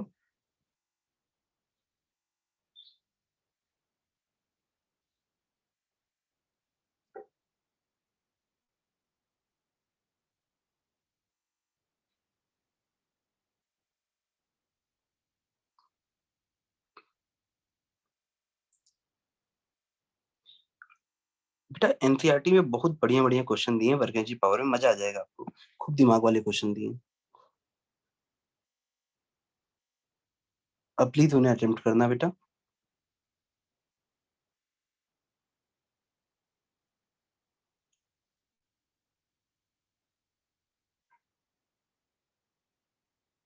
हो गया बेटा? सर हो गया। चलो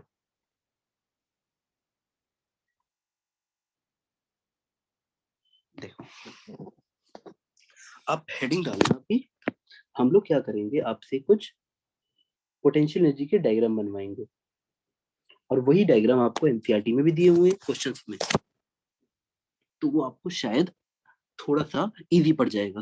बट आप खुद से करना बेटा प्लीज, इंटरनेट से सोल्यूशन मत देखा करो, वो आपके दिमाग को बहुत कमजोर कर देता है। हेडिंग डालो potential energy diagram, potential energy diagrams. हम इसे क्या क्या सीख सकते हैं?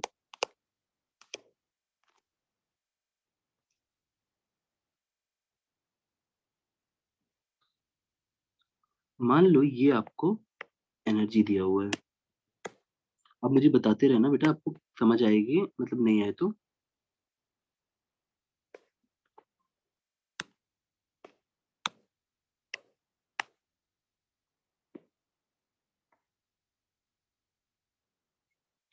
सबसे पहले डायग्राम पूरा नोट करो, मुझे आराम से समझाने देना बेटा। तुम कहीं ना कहीं तुम्हें चीजें अटकेंगी, तुम सोचोगे, मैं बताऊंगा। एक सेकंड रुक जाओ बेटा, मुझे थोड़ा फ्री हैंड से बनाना था।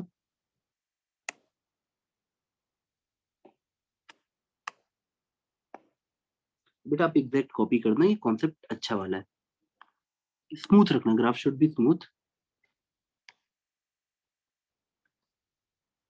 ठीक है। ऐसा कोई ड्राइंग बना लो, कुछ भी बना लो इस टाइप का। इसमें मैंने जानबूझ के सारी पॉसिबिलिटीज रखी हैं, और आप पहले समझो।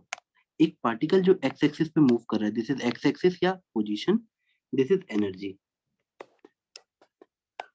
अगर आपने ये डायग्राम समझ लिया तो बाकी सब इसके सबसेट बनेंगे। अगर आपने इस डायग्राम को थोड़ा सा फील कर लिया तो you would be very happy कि चलिए सर हो रहा है क्वेश्चन। इसी के सारे सबसेट बनेंगे, मतलब सब इसी पे इसी टाइप के होंगे। बेटा नोट हो रहा है? Yes sir. तो ठीक है, चलो मैं पैरेलल पैरेलल बताते रहता हूँ। सपोज किसी ने आपको बोला कि ये टोटल एनर्जी लाइन है, this is a total energy line.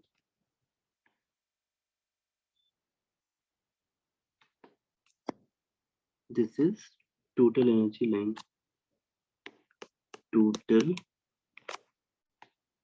Energy line. ठीक है बेटा, नोट किया? यस। हाँ। अब बेटा मैं बड़े बच्चों की तरह पहले तुम्हें मैथ्स की तरह एक स्टेटमेंट लिखता हूँ, जो तुम्हें शायद अभी थोड़ी देर पहले बताया था। Total energy for point mass equal to kinetic plus potential. यहाँ तक समझ आ रहा है? Yes sir. अच्छा, तुम में से कोई बच्चा बताए मुझे कि काइनेटिक एनर्जी हमेशा पॉजिटिव रहेगी कि नहीं? हाफ एम बी स्क्वायर, मास पॉजिटिव, वेलोसिटी का स्क्वायर, बेटा स्क्वायर हमेशा पॉजिटिव रहता है, तो kinetic energy is always positive.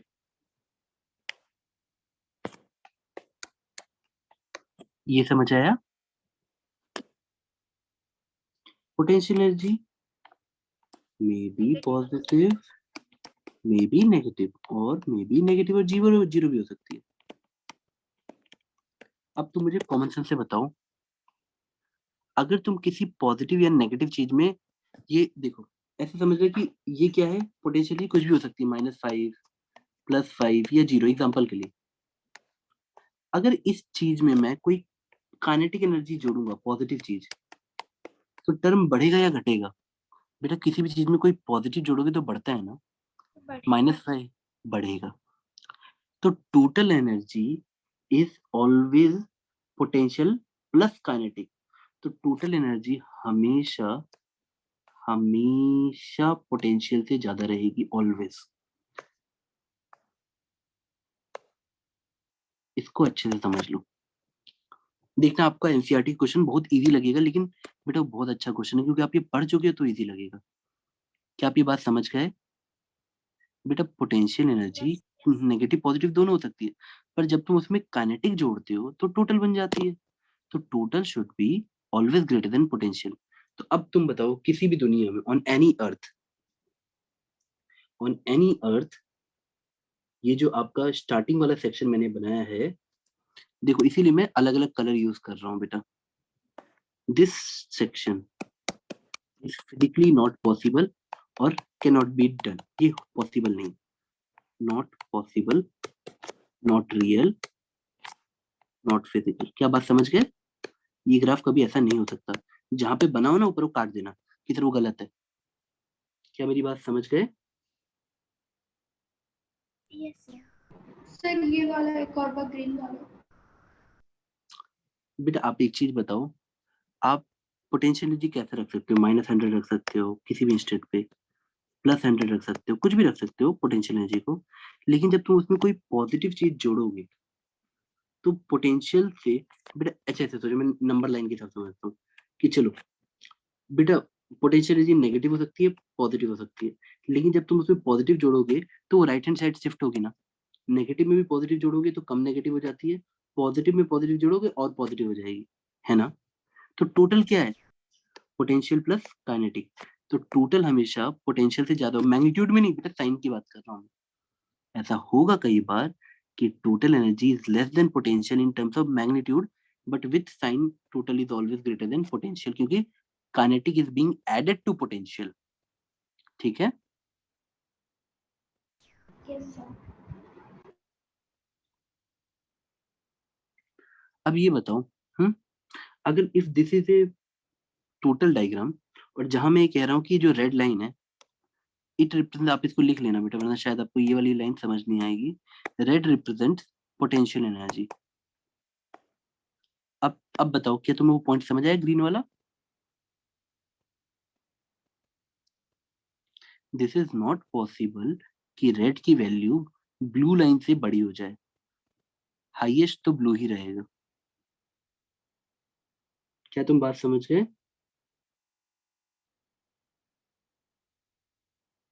तो कौन Yes, कौन सा डायग्राम पॉसिबल नहीं है? ये भी पॉसिबल नहीं है बेटा, ये भी पॉसिबल नहीं, समझ जाना।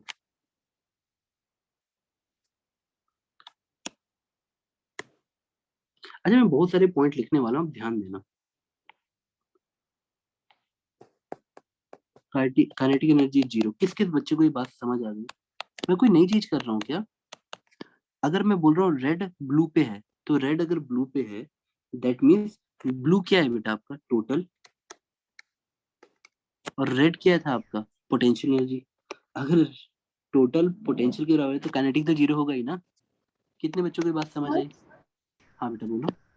सर मुझे ग्राफ से समझ नहीं आ रहा। बेटा आप पेशेंस रखोगे तो शायद आ जाएगा। अगर आपको एडिशन सब्ट्रैक्शन आता है तो आपको ये समझ आ सकता है। सिर्फ एडिशन सब्ट्रैक्शन की बात कर रहा हूँ बेटा। देखो कई बार क्या होता है, तुम अगर ये सोचोगे कि नहीं समझ आ रहा है तो नहीं आएगा, लेकिन अगर तुम अपने आप को 10 सेकंड का पेशेंस दोगे तो पक्का समझ आता है। अच्छा चलो मैं फिर से कोशिश करता हूँ। sir, बेटा ये kinetic energy zero. Total equal to potential plus kinetic. अगर रेड वाला लाइन जो टोटल रेड ग्राफ है वो पोटेंशियल रिप्रेजेंट कर रहा है, ये समझ आ रहा है बेटा? और total is given by blue line जो हॉरिजॉन्टल है। तो मान लो मैं तुमको समझाने के लिए बोलता हूँ, चलो ब्लू 50 होता तो ब्लू वाली लाइन की वैल्यू 50 होती है एनर्जी में। तो जिस पॉइंट पे रेड वाली लाइन उसको क्रॉस कर रही है, तब रेड वाली भी कितनी होती है? 50। अगर ये भी 50 है, ये भी 50 है, तो काइनेटिक कितनी होगी बेटा? जीरो होगी ना। समझ आया बेटा? Yes sir. चलो धीरे धीरे करते हैं। और ऊपर वाली लाइंस पे तुम क्या कमेंट लगोगे? फिजिकली पॉसिबल नहीं है, क्योंकि इट शोज कि यहाँ पे ये बता रहा है कि भाई आपकी, मतलब जो जो पोटेंशियल एनर्जी है वो टोटल से भी बड़ी हो गई। वो पॉसिबल नहीं है, क्योंकि ये दिखा रहा है नेगेटिव काइनेटिक एनर्जी, जो कि पॉसिबल नहीं होती है। Not real. This shows negative kinetic energy, जो पॉसिबल नहीं है बेटा। हमारा रेड वाली लाइन, रेड मतलब simply potential can't be greater than total. क्या आपको ये थोड़ा सा स्टेटमेंट समझ आया?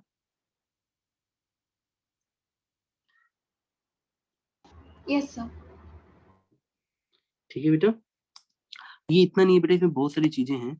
मैं ऐसे समझाता हूँ। तुमने F equal to minus D by D X लिखा था ना बेटा? बेटा जब Yes, sir. क्वेश्चन आते हैं ना ग्राफ पेज, तो बड़े सिंपल सिंपल आते हैं, उनको देखना होता है कि कौन बच्चा थोड़ा भी कनेक्ट कर पाता है। F इक्वल टू माइनस, जब D U by D x बेटा किसी भी मैक्सिमा और मिनिमा के लिए, बेटा कहीं पे भी, जैसे यहाँ मैक्सिमम मिनिमा कहाँ कहाँ दिया है, यहाँ पे मैक्सिमम। बेटा मैक्सिमम का मतलब ये नहीं होता कि सबसे बड़ा, मैक्सिमम मतलब आसपास में सबसे बड़ा। 0.1, 0.2, 0.3, ये मैक्सिमम मिनिमम है। बेटा इसको मत गिनना, ये ऑलरेडी हमने बोल चुके हैं कि ये पॉसिबल ही नहीं है। तो इस ग्राफ में इन तीन पॉइंट पे मैक्सिमा और मिनिमा पे हमेशा हमेशा देखो बेटा, अगर यू पोटेंशियल एनर्जी है तो बेटा मैक्सिमा और मिनिमा पे क्या होता है पोटेंशियल एनर्जी, बेटा बताओ। अच्छा ये बताओ, मैं अगर तुमसे बोल रहा हूँ कि वाई मैक्सिमा है, सिंपल ऐसे सोचो, मैं तुमको ऐसे बोल रहा हूँ वाई वर्सेस एक्स, तो तुमको ये बात याद रखनी चाहिए, चाहे ऐसे हो चाहे ऐसे, इन दोनों पॉइंट्स पे dy by D X zero होता है। उसी तरह से अगर तुम रेड वाले को पोटेंशियल एनर्जी देखोगे तो 1 2 3 पे D by D X zero होगा, क्योंकि यहाँ मैक्सिमा और मिनिमा है। तो इन तीनों पॉइंट्स पे D by D X zero होगा। अच्छा बेटा, D by D X zero होने को और क्या बोल सकते हो, बताओ मुझे, बताओ यहाँ से। अगर D by D X zero होगा तो क्या जीरो होगा, फोर्स जीरो होगा। तो यू विल से कि 1 2 3 are those points where force in X is zero. 1 2 3 पे समझ आया? At 1 2 3 the forces will be zero at 1 2 3, और दोनों सेम ही लैंग्वेज है। D by D X zero होना या फोर्स जीरो होना, नोट किया? Yes sir.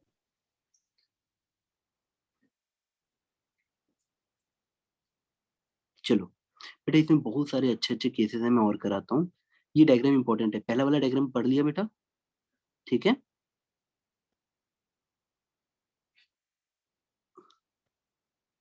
बेटा मैं एक और डायग्राम कराने जा रहा हूँ, और ये सारे डायग्राम आपको बेटा ये रियल लाइफ से कनेक्टेड होते हैं, पर अभी आपको डायग्राम वाइज देखने में थोड़े से अजीब से लगते हैं। अभी मैं इसको रियल लाइफ से कनेक्ट करके बताता हूँ बेटा। चले आगे बढ़े? Yes sir. ठीक है बेटा, चलो हम ऐसे देखते हैं। I hope it will help you better. मैं आपको कुछ थ्योरी लिखवाऊंगा बेटा, लेकिन ये इससे बड़ी है, पर समझना। Concept of stability, which system is stable, which system is stable, concept of stability. मेरी बात ढंग से सुनना। हम स्टेबल उसको कहते हैं, जैसे मान लो मैं तुमको एग्जांपल से बताता हूँ, शायद तुमको लाइफ लॉन्ग याद रहे। गांधी जी की तुमने एक बात सुनी होगी ना कि if somebody wants to slap my one cheek I will offer the other, आपने सुनी है ना बेटा ये बात? Yes sir. ये शो करता था कि जिसके ड्रीम बहुत बड़े हैं, लाइक वो पूरी दुनिया को किसी अच्छे रास्ते पे लेके जाना चाहता है, तो वो किसी स्मॉल डिस्टरबेंस, एक थप्पड़ गांधी जी के लिए क्या स्मॉल डिस्टरबेंस, उससे वो घबराएंगे नहीं। अब चलो मैं समझाता हूँ। ये सिस्टम है तुम्हारा, तुम पढ़ाई कर रहे हो, अगर किसी ने स्मॉल डिस्टरबेंस दी, स्मॉल, तुम थोड़ा बहक जाओगे, तुम्हारे दोस्त ने तुम्हें तंग किया, तुम थोड़ा बहक गए, यूट्यूब देखने लगे या कुछ व्हाट्सएप पे चैट करने लगे, या कुछ नहीं बैठ के गाने सुनने लगे। स्मॉल डिस्टरबेंस से सिस्टम अपनी पोजीशन चेंज करता है, हर एक के साथ होता है। लेकिन अगर वो डिस्टरबेंस हट जाए और सिस्टम पहले जैसा हो जाए, system regains original position, system regains original position once disturbance is gone, is gone. Then the system is called stable system, कि भाई वो तो फिर से आ गया वैसा जैसा था, डिस्टरबेंस हटी, बंदा फिर से ओरिजिनल पोजीशन पे आ गया। System regains original position once disturbance is gone। क्या बेटा आप लोग को बात समझ आई? Yes sir. ठीक है, चलो अब ऐसे किसको याद रहेगा इतना खतरनाक डेफिनेशन? तो बेटा आप अपने हिसाब से बस इतना सोच लेना, एक डायग्राम है जो आपकी हेल्प करेगा। मैं आपको 3 डायग्राम बनाता हूँ, और ये डायग्राम बुक्स में नहीं मिलते हैं, लेकिन आपको बहुत लाइफ लॉन्ग आपको ये हेल्प करेंगे। ये 3 डायग्राम बहुत सिंपल है। मैंने आपको मैगी का बाउल दे रहा हूँ, ये बेटा डायग्राम थोड़ा सुंदर बनाना, अच्छा बनाना, मेरी तरह मत बनाना।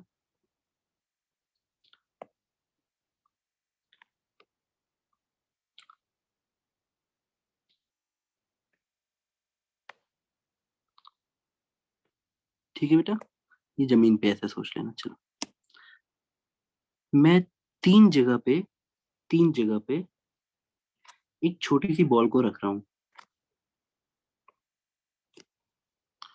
आप बताओ वो जो रेड, ये जो ब्लैक वाली बॉल है, स्मॉल एम, ये कहाँ पे आपको स्टेबल लग रही है?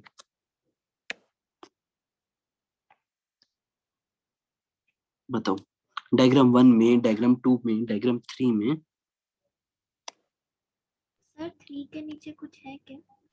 नहीं नहीं बेटा, बस ऐसे सोचो कि वो वही है ऐसे। सर तो फिर कहाँ 3 पे? वाला। हाँ बेटा, सारे बच्चों ने सही सोचा कि third is most stable, third most stable. हमारी एनसीईआरटी और फिजिक्स के हिसाब से हम इसको स्टेबल बोलते हैं। बट बेटा अगर हर चीज में तुम डायग्राम दिख जाए तुम्हें, ऐसा पॉसिबल नहीं है, तो तुम इसको समझोगे क्या कि क्यों सर ये स्टेबल है? अगर थोड़ा सा इसे मूव करोगे तो घूम के यहीं आ जाएगा। और यहाँ पे ऐसा भी होता है कि mg equal to normal reaction, यानी फोर्स बैलेंस। पहले देखो, बस मैं मैथमेटिकली लिख रहा हूँ, फॉर एनी स्टेबल सिस्टम। इस चीज का मैथ्स क्या बनेगा? What is the mathematics of this thing? Potential energy should be minimum, should be minimum for stability, plus net force equal to zero, यानी force equilibrium. This is the two condition for stability. क्या आपने ये बात लिख ली बेटा? ये वाला system stable क्यों नहीं है? यहाँ फोर्स इक्विलिब्रियम है, mg है नीचे, नॉर्मल रिएक्शन ऊपर है, बट अगर मैं इसको हल्का से डिस्टर्ब करूंगा ये नीचे आ जाएगा, क्योंकि पोटेंशियल एनर्जी अगर h इक्वल टू जीरो से सोचो तो यहाँ इसकी पोटेंशियल एनर्जी बहुत हाई है, तो यहाँ पे फोर्स तो जीरो है, but potential energy is not zero, is not minimum. क्या आपको मेरी बात समझ आई? तो ये हम कहते हैं मार्जिनली स्टेबल या अनस्टेबल। आपके कोर्स में इसको अनस्टेबल बोलते हैं, और कई बुक्स में इसको मार्जिनली स्टेबल बोलेंगे। आपके कोर्स में इसको अनस्टेबल बोलते हैं। बेटा प्लीज ये सब लिख लेना, ये बहुत काम की चीज है, आपको धीरे धीरे समझ आएगी। मार्जिनली स्टेबल और अनस्टेबल, ठीक है? ये तो बेटा तुम जैसे ही हाथ हटाओगे अपने आप नीचे जा रहा है, तो इसकी तो पूरी पोजीशन ही चेंज हो रही है, ये अपनी पोजीशन वापस कहाँ से आएगा? तो ये जहाँ पे नेट फोर्स ही जीरो नहीं है वहां सोचो ही मत, ये अनस्टेबल है।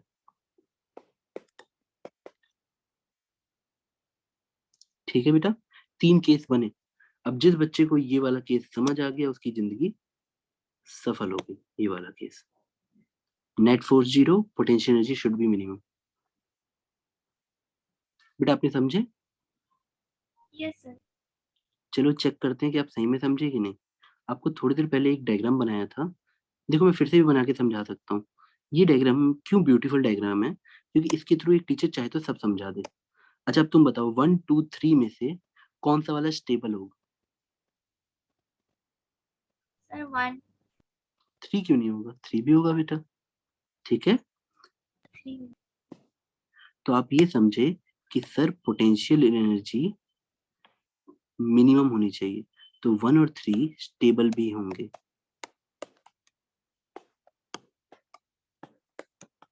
तो ये डायग्राम किसको रिप्रेजेंट करेगा? जब बाउल के तुम अंदर थे यहाँ पे, this diagram will represent this thing. ये वाला डायग्राम क्या है? एग्जैक्टली उल्टा वाला, जब एक बाउल के उल्टा करके एक कॉइन हो गया, छोटा सा स्फेयर उस पर रखती है, यानी यहाँ 2 पे फोर्स तो जीरो है बट अनस्टेबल है, या मार्जिनली स्टेबल। समझ गए बेटा? Yes sir.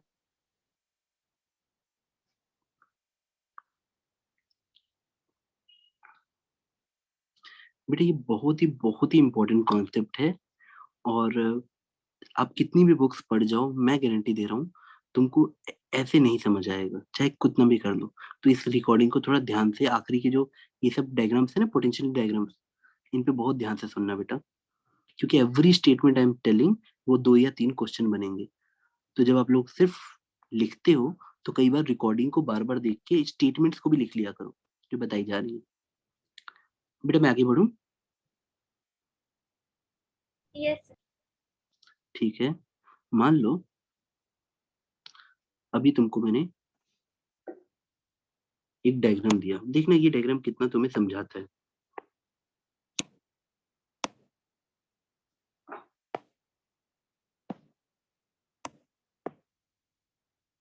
मैं कुछ नहीं करता हूँ, मैं बस एक ऐसा डायग्राम बना देता हूँ, पोटेंशियल एनर्जी वर्सेस एक्स का।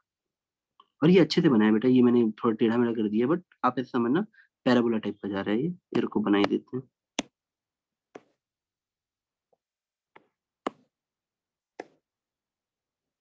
ठीक है, अब मैं तुमसे पूछ रहा हूँ कि वो तुमको बोल देगा particle is doing motion. Question समझना, मैं जल्दी खत्म करता हूँ। Particle is doing motion on x axis. कितना ब्यूटीफुल कॉन्सेप्ट है, देखना जरा। एक्स एक्सिस, आप खुद जानते हो कि जहां पे पोटेंशियल एनर्जी मिनिमम है तो ये स्टेबल वाला पॉइंट आएगा, हाँ या ना? देखो बेटा, F equal to minus D U by D X. कभी भी पोटेंशियल एनर्जी का डिफरेंशिएशन जीरो हो और वो लोएस्ट टाइप का दिखे तो वहां पे स्टेबल आता है। तो स्टेबल क्यों होगा? क्योंकि वहां पे कोई बुलाता है। अच्छा मान लो मैं तुमसे पूछ रहा हूँ फोर्स कहाँ लगता है, minus D U by D x में। कितने बच्चे ऐसे हैं, मैं पूछ रहा हूँ कि चलो ऐसे समझ के बताओ मुझे, जो ये सोच पा रहे हैं कि अगर एक पार्टिकल एक्स पे मोशन कर रहा है तो ओ से जब वो ए पे जाएगा तो तुम बताओ उसका स्लोप का डायग्राम कैसे बनेगा?